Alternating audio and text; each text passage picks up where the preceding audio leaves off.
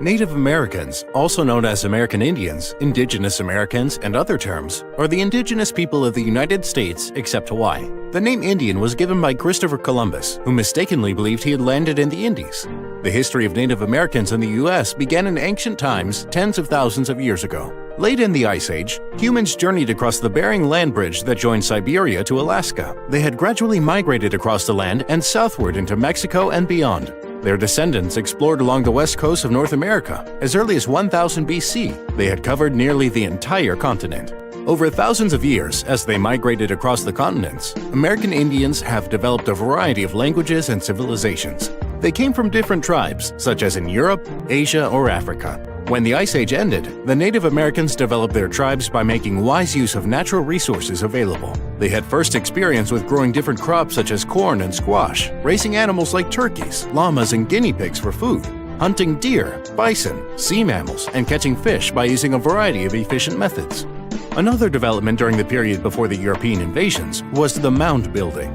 From the present-day region of the Midwestern United States to southern Peru and South America, centers of government were marked by enormous mounds of earth. Most of these mounds were flat on top, with palaces and temples built on them. Some were burial sites of honored leaders. American Indian cities were as big as the cities in Europe and Asia at that time. Their fine architecture is still greatly admired. After 1492, European exploration and colonization of the Americas revolutionized how the Old and New Worlds perceived themselves. Many of the first major contacts were in Florida and the Gulf Coast by Spanish explorers.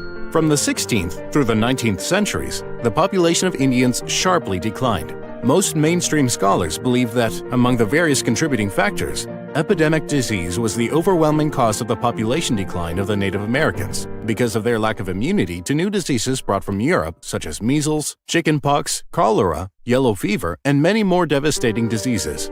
However, these diseases were rarely fatal among Europeans. With the meeting of two worlds, animals, insects, and plants were carried from one to the other, both deliberately and by chance, in what is called the Columbian Exchange, especially horse, which escaped and began to breed and increase their numbers in the wild. Native America used horses to carry goods, to hunt game, and to conduct wars and horse raids. The Europeans started colonizing the Americas in order to cultivate new farmlands and create new jobs for the growing populations of Europe. To do so, they often fought Native American tribal nations for the land. During the American Revolution, the newly proclaimed United States competed with the British for the allegiance of Native American nations east of the Mississippi River. Most Native Americans who joined the struggle sided with the British, based both on their trading relationships and hopes that the colonial defeat would result in a halt to further colonial expansion onto Native American land. The United States was eager to expand, develop farming and settlements in new areas, and satisfy land hunger of settlers from New England and new immigrants. The national government initially sought to purchase Native American land by treaties. The states and settlers were frequently at odds with this policy. United States policy toward Native Americans continued to evolve after the American Revolution. George Washington and Henry Knox believed that Native Americans were equals, but their society was inferior. Washington formulated a policy to encourage the civilizing process. This led to the Civilization Fund Act of 1819. As American expansion continued, Native Americans resisted settlers' encroachment in several regions. In the 1830s, President Andrew Jackson signed the Indian Removal Act of 1830, a policy of relocating Indians from their homelands to Indian Territory and reservations in surrounding areas to open their lands for non-native settlements. This resulted in the Trail of Tears. Native American nations on the plains in the West continued armed conflicts with the U.S. throughout the 19th century through what were called generally Indian Wars. Notable conflicts in this period include the Dakota War, Great Sioux War, Snake War, Colorado War, and Texas Indian Wars. And one of the last events during the Indian Wars was the Wounded Knee Massacre in 1890. Here, warriors, women, and children alike were ferociously slaughtered by the U.S. cavalry.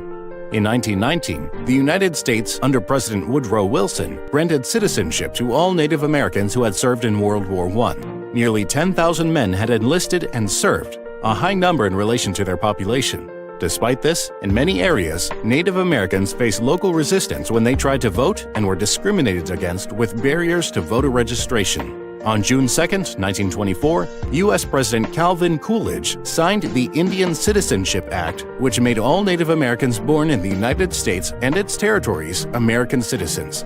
Prior to passage of the Act, nearly 2/3 of Native Americans were already U.S. citizens, through marriage, military service, or accepting land allotments. The Act extended citizenship to all non-citizen Indians born within the territorial limits of the United States. Under the U.S. Constitution, American Indians today in the U.S. have all rights to vote in elections and run for political office. Controversies, however, remain over how much the federal government has jurisdiction over tribal affairs, sovereignty, and cultural practices. Thank you for watching. Please check out our other animated history shows, and don't forget to share, like, and subscribe.